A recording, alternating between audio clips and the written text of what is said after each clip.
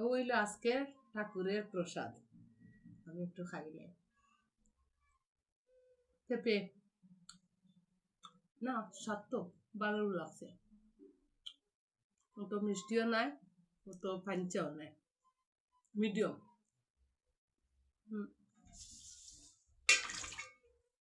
আর খাইতাম না এখন। এখন আমার মেয়ে ভাতও করে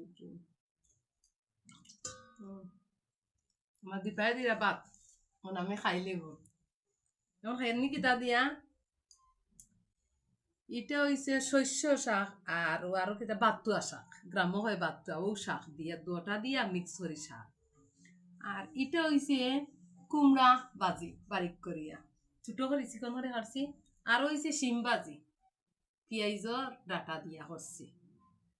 আর ওখানে আছে ওই তো বাউশ মাছের মাথা দিয়া পানি লাউ, ওটা এখন আমার সকালের খাবার আছে।